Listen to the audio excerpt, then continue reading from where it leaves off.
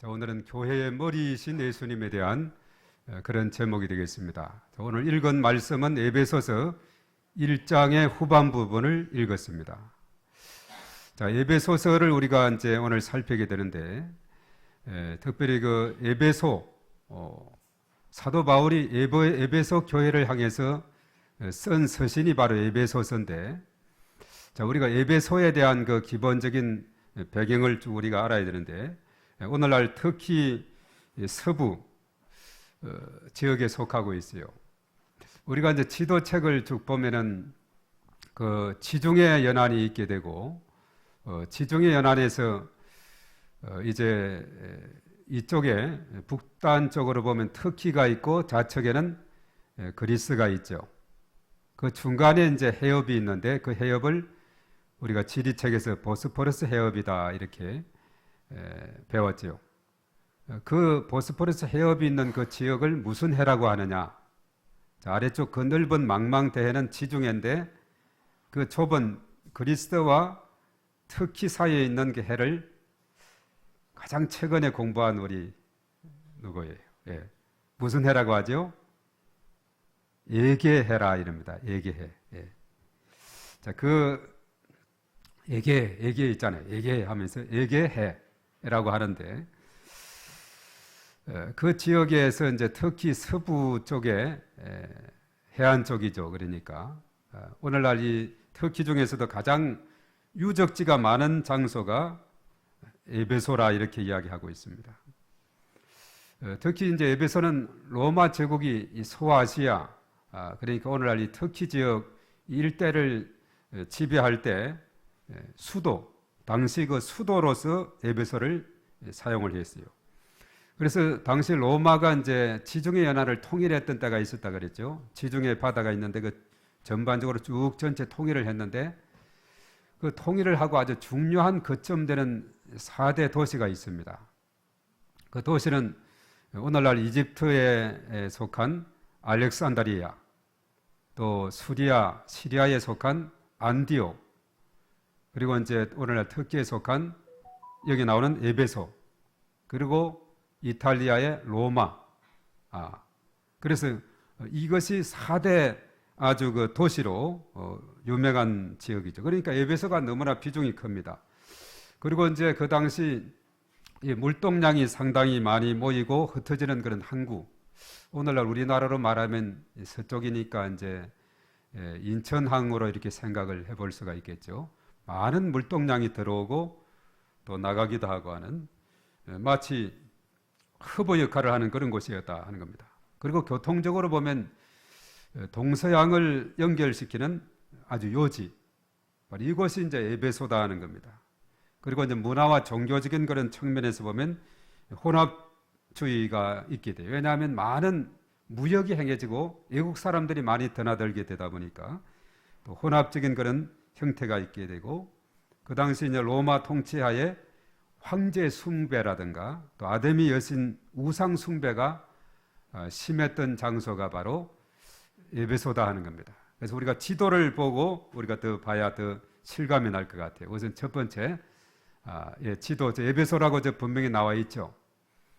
저 지역이 이제 터키 쪽이고 왼쪽이 그리스, 또 한참 왼쪽은 이탈리아 이렇게 되어 있는데 그 아래쪽이 넓은 해가 지중해고 그 중간에 해가 무슨 해라 그랬죠?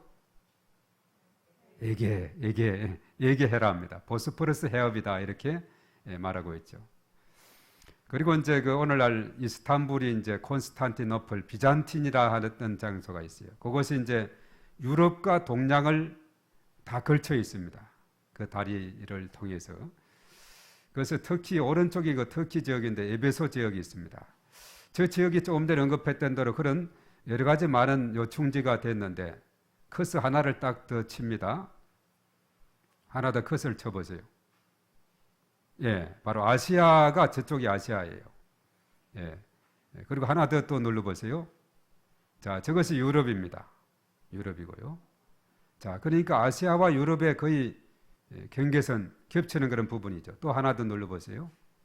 자, 아프리카로 봐서도 완전히 아시아, 유럽, 아프리카가 다 이렇게 겹치는 그런 장소가 에베소니까 얼마나 중요한 그런 위치에 있는가 하는 것을 알게 되죠. 그 다음에 또 넘겨봅니다. 자, 그래서 이제 문화와 종교적인 측면에서는 그 당시 이제 헬레니즘, 헬라 문화와 그리고 종교 혼합주의가 많이 있었다. 조금 전에 언급했죠. 왜냐하면 많은 나라들 또 민족들이 겹치게 되다 보니까 여러 가지 많은 혼합적인 사상이 나타납니다. 그 다음 넘겨봅니다. 또 이제 다시 한번 나왔는데요. 또 한번 커서를 누르고, 자, 동양의 신비 사상이 물리는 것이고, 또 하나 더 눌러보세요. 플라톤의 이원론, 또 이런 그 사상들, 서구의 사상들이 또 겹치게 되고, 그 다음에 또 눌러봅니다. 우주적 이원론으로 이렇게 아주 중간 혼합적인 겹치는 그런 장소가 바로 에베소다는 것을 생각할 때 아주 중요한 그런 거점이라고 보게 됩니다. 자, 그 다음에 또 넘겨보겠어요. 또 하나 더 넘겨보세요. 예, 혼합주의 사상이다 했습니다. 또 넘겨보시고, 예. 자, 바로 이건 이제 황제 숭배 사상이 그 당시에 있어서 이 황제와 로마라는 도시를 의인화해서 신의 경지에 올려놓았기 때문에 당시 황제는 왕과 같은 신과 같은 그런 존재, 그 황제 숭배 사상이 있었고, 그 다음에 또 하나 넘겨보겠어요. 자, 이것이 뭐냐 하면 그 유명한 아데미 여신, 아주 화려하게 잘 꾸며져 있죠. 우리가 사도행전에 보면은 사도 바울이 복음을 전하다가 사람이 손으로 만든 것은 신이 아니다 하니까 아데미 여상을 만드는 저 공장의 사장이 직공들을 데리고 선동을 합니다. 저 바울 미친놈이 우리가 하는 이것이 신이 아니라고 하고 천한이라 하고 이렇게 하니 우리 직업이 위협을 받게 되니 저놈을 잡아야 되겠다 해가지고 얼마나 공격을 했습니까? 가만두었다가는 우리의 직업이 천하게 될 거다. 우리가 이것을 만들므로 인해서 얼마나 우리가 윤택하고 부유하게 잘 살고 있느냐. 우리의 생활이 여기에 달렸는데 저 바울이라는 놈이 자꾸 우리를 천대시하고 있다고. 사람으로 만든 것을 신이 아니라고 한다고 그렇게 바울을 공격했던 그런 모습을 우리가 보게 되는, 저것이 바로 유명한 아데미 여신, 저것을 대대적으로 만들어서 나갔던, 그래서 많은 부를 쌓았던 사람들이 바울에 대해서 상당히 저항을 했던 그 장소가 바로 에베소였다 하는 것을 우리가 깨닫게 됩니다. 이제 다시 이제 영상으로 돌아옵니다. 자, 그리고 보면 이 에베소가 바울이 전도하는 그 거점 도시, 특히 바울은 도시를 중심으로 해서 복음을 전했죠. 1차, 2차, 3차, 4차 로마 전도 여행까지 보면은 아주 거점을 도시로 잡았어요.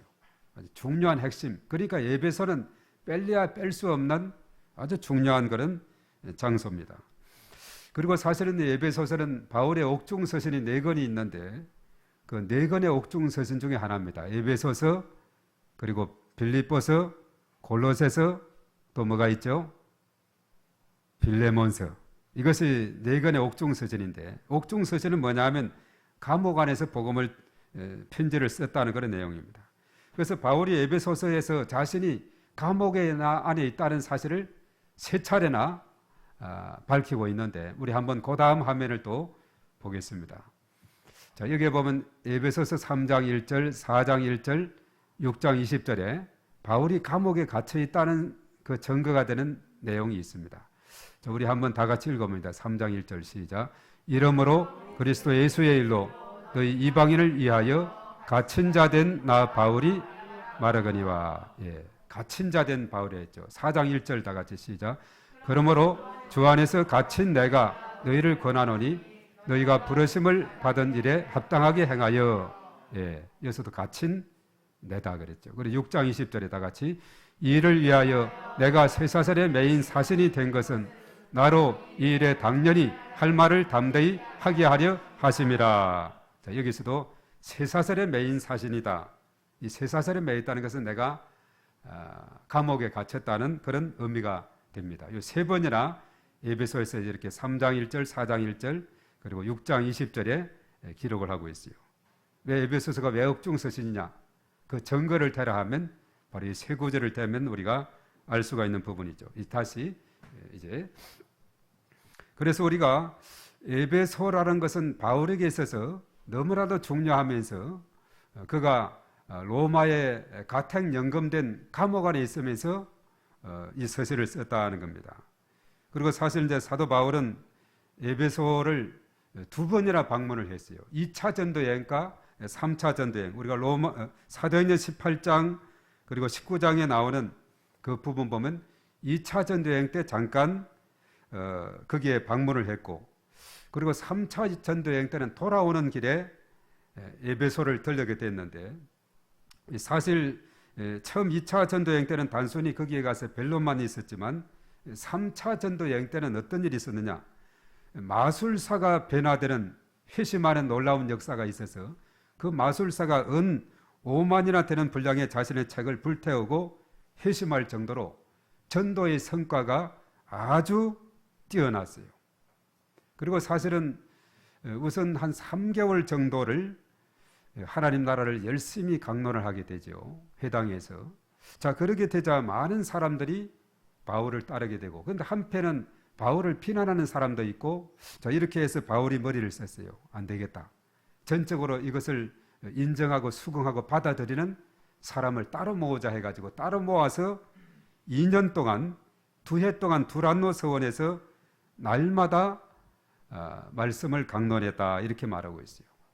그래서 우리가 사도행전 19장 8절에서 10절의 말씀을 통해서 봐도 적어도 사도 바울이 에베소에서 최소 2년 3개월, 많게는 한 3년 정도 거기에 머물면서 집중적으로 복음을 전했던 장소가 오늘 에베소라는 사실입니다. 자, 이런 덕택에 어떤 결과를 얻게 됐느냐 하면 훗날에 에베소 교회가 크게 부흥 성장을 하게 됩니다. 그래서 오늘날에도 보면은 그 에베소 지역을 이제 보면은 사도 요한의 무덤 교회가 있고 마리아의 집터가 있고 또 마리아 기념교회 이런 터들이 남아 있는 것을 보게 돼요. 지금은 터키가 이슬람 해교 국가가 되어서 곳곳에 이제 이슬람 성전이 가득히 세워지게 되고, 그 옛날 바울의 전도로 왕성했던 기독교의 영광은 조금 전에 언급했던 대로 그 흔적 그리고 유적만 남아 있어서 안타까움을 자아낼 따름입니다. 거의 한 99% 이상이 터키는 이슬람으로 지금 돼 있어요. 그래서 거기에서는 공무원이 이슬람에서 기독교를 회심한 다음에 공무원이 잘릴 정도로 그런 분위기가 돼 있습니다. 그래서 오늘날은 초대교회 7교회 중에 하나가 에베소 교회인데 그 교회들이 그야말로 그렇게 왕성했던 그런 모습을 찾을 수가 없는 그런 안타까움은 여전히 있습니다. 왜냐하면 회교 국가가 된 바람에 많은 이제 모스크 이슬람 사원들이 자리를 차지하게 되고 기독교는 쇠퇴일로에 있게 됐다. 언젠가는 다시 저 바울이 열정적으로 복음 전해서 세웠던 초대교회들 그리고 터키 땅이 다시 복음의 땅이 되도록 우리가 기도를 해야 될 줄로 믿습니다. 바울에게 있어서 에베소는 다른 지역의 교회보다도 아주 특별한 장소였다 하는 것을 우리가 깨닫게 되는 이유 중에 또 하나는 뭐냐 하면 그가 오순절 전에 예루살렘으로 급히 가게 되었어요.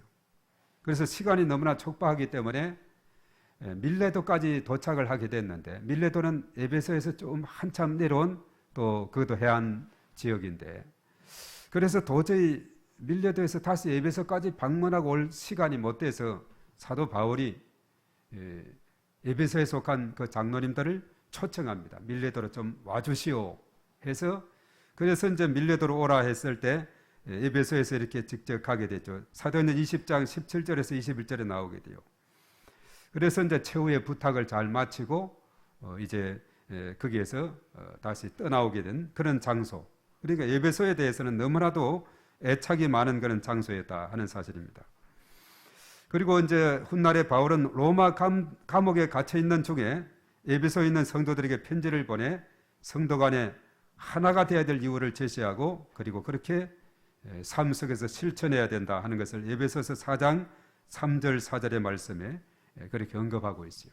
그러니까 에베소라 하는 것은 바울의 사역에서 너무나도 중요한 장소다 하는 것인데, 우리가 에베소서를 우리가 쭉 보면은 전체가 몇 장으로 되어 있어요? 6장으로 되어 있습니다. 우리가 바울의 서신을 보면은 대체적으로 전반부는 교리편, 후반부는 실천편 이렇게 되어 있는데 1장에서 3장 그리고 4장에서 6장으로 이렇게 나누게 되는데 저는 1장에서 3장은 이제 그리스찬의 정체성에 대해서 이렇게 강조를 하는 반면에 그리고 이제 4, 5, 6장은 삶 속에서 우리가 그 정체성을 깨달았으면 그대로 잘 실천하며 살아야 된다는 것을 깨우쳐주고 있어요.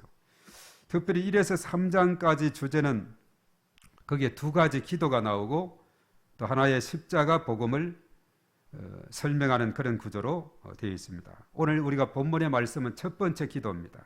바울의 첫 번째 기도가 오늘 에베소서 1장 15에서 23절에 나오고 두 번째는 3장의 14에서 21절에 나오고 있어요.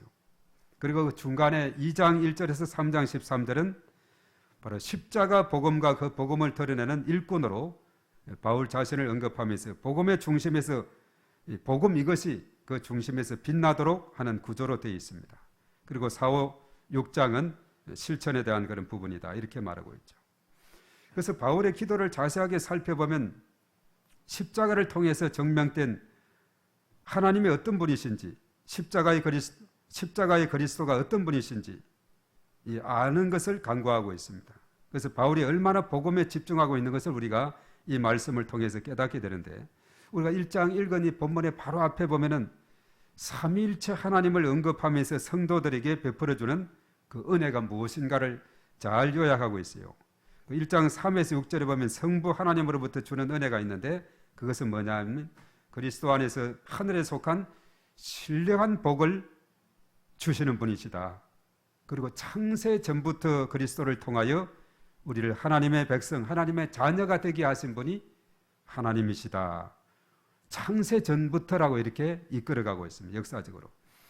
그리고 이제 7절에서 12절까지 말씀에 보면은 성자 예수님으로부터 이제 베풀어주는 그 은혜가 있는데 그것이 뭐냐 하면 십자가의 피 흘리심으로 인해서 속량 제사함을 우리에게 받게 하신 분이 바로 예수님이시다. 바로 십자가의 피 7절에 나오죠. 그리고 예수께서 지혜와 총명으로 그 비밀을 깨닫게 하셨는데 그 깨닫게 하신 이유는 두 가지 목적이 있습니다. 오늘 10절에 보면 1장 10절에 그리스도 안에서 통일되게 하려 합니다.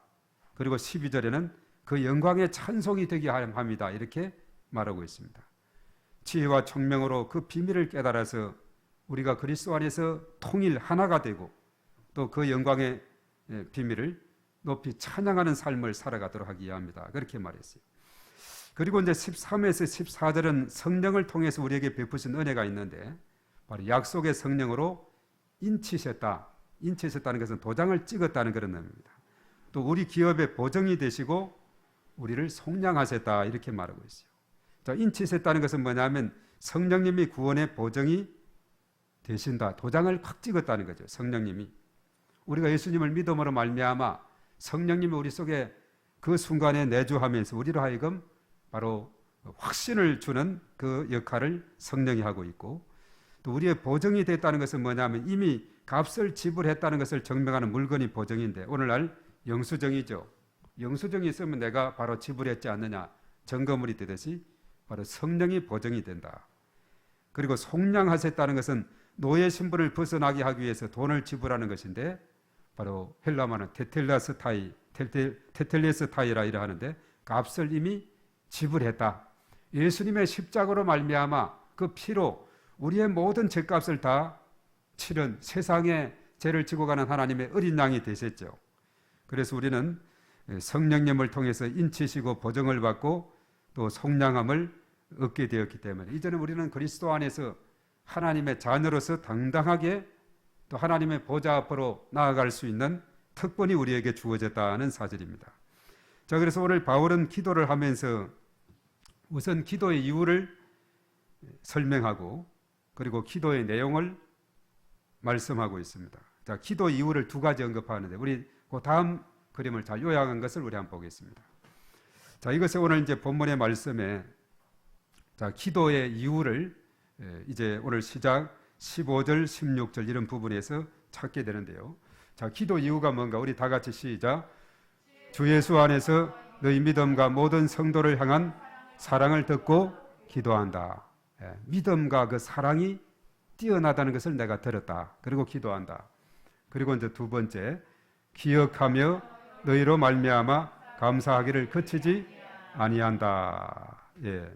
그 믿음과 사랑의 소식을 듣고 그리고 이제 그것을 기억하면서 이제 감사하기를 그치지 아니한다 이렇게 했어요. 그리고 나서 이제 17에서 19절까지 기도 내용이 나오는데 무슨 기도를 했느냐?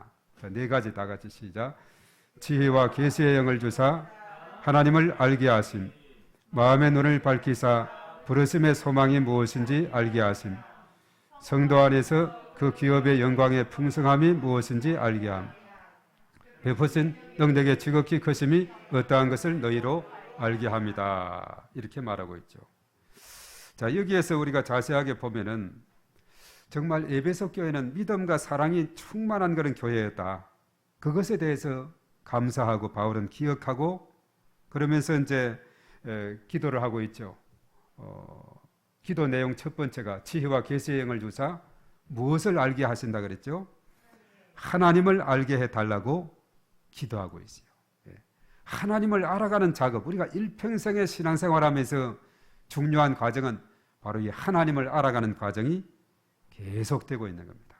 날마다 매 순간마다 우리가 말씀을 묵상하고 또 이번 다니엘 기도처럼 말씀을 들으면서 점점점 우리는 하나님을 더 알아가게 되는 거죠. 바로 지혜와 계시의 영, 영은 바로 성령, 지혜와 계시의 성령을 너에게 주어서 하나님을 알게 하시고라고 이렇게 기도하고 있죠.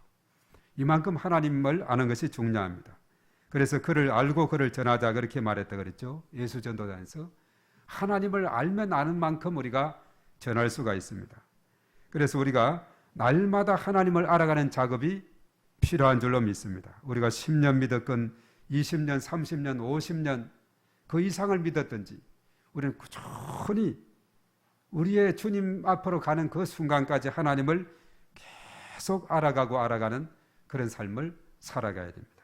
거기에 더 지혜와 계시의 영을 우리에게 주셔서 하나님을 잘 알게 해달라고 오늘 바울이 아주 중요한 것을 여기서 에베소 교회를 향해서 편지하고 있습니다. 그래서 하나님을 잘 알아서 이제는 마음의 눈이 밝아짐으로 말미암아 깨달아야 될 세 가지가 있습니다. 부르심의 그 소망이 무엇인가? 내가 왜 부르심을 받게 되었는가? 하나님의 택하심을 받은 나에게 주어진 소명과 사명이 무엇인가? 이것을 알아가는 것 참 중요하다.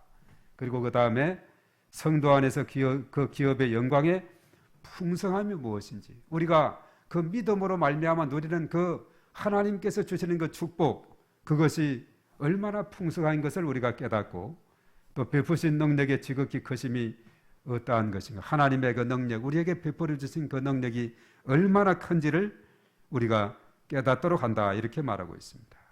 얼마나 참 중요한 기도를 오늘 이 본문의 말씀 속에서 하고 있어요. 여기에서 보면 에베소 교회의 믿음과 그 사랑이 충만함을 알고 그것을 기억하면서 사실 하나님 앞에 감사하며 기도하면서 이들에게 더 지혜와 계시의 영을 주어서 하나님을 더 알아가게 하시옵소서. 그리고 이제 저들의 마음의 눈을 확 열어서 영적인 눈이 밝아져서 부르심의 소망과 나에게 주신 그 축복과 능력을 잘 깨닫고 살아갈 수 있도록 그리고 이것을 점점 주변의 사람들에게 전할 수 있도록 그런 기도를 하고 있어요. 이제 영상으로 돌아오겠습니다. 그리고 사실은 이제 두 번째 기도는 3장 14에서 21절이라 그랬죠.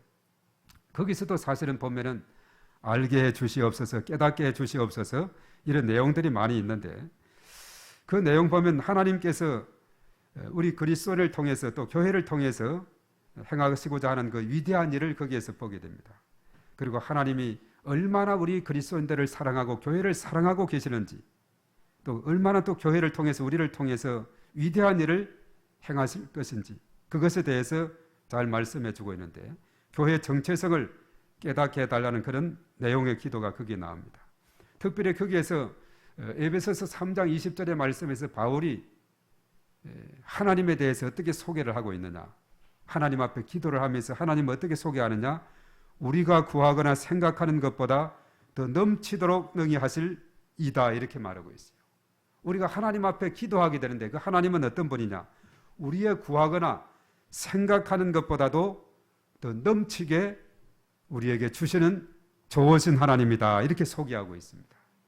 이러한 말씀을 접할 때마다 우리가 하나님 앞에 기도할 때 얼마나 힘이 되고 은혜가 되는지 모릅니다. 구하는 것이나 미처 생각하지 못해서 구하지 못한 것까지 구하는 것이나 생각하는 것보다도 더 넘치도록 누르고 흔들고 넘치도록 은혜를 베풀어 주시는 하나님, 그 하나님을 찬양하지 않을 수가 없습니다. 우리의 살아가는 동안에 하나님이 이러한 좋으신 하나님인 줄로 믿습니다. 이것은 하나님께 기도하는 우리에게 큰 힘과 용기를 주고 있어요. 기도하는 이유가 정말 분명해지게 됩니다. 기도는 하나님이 또 우리로 하여금 예수님의 이름으로 이렇게 기도하라고 그랬죠. 예수님의 이름.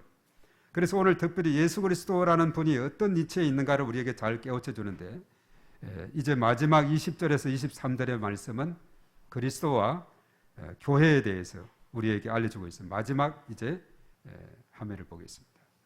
자, 그리스도는 어떻게 소개하고 있느냐? 오늘 5가지로 소개하고 있어요. 예수님을 다 같이 읽습니다. 시작.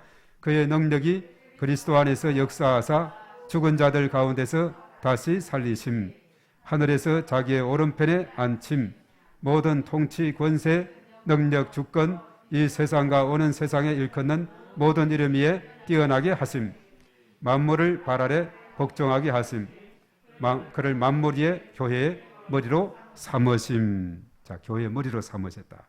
자, 그럼 교회는 뭐냐? 2가지. 시작.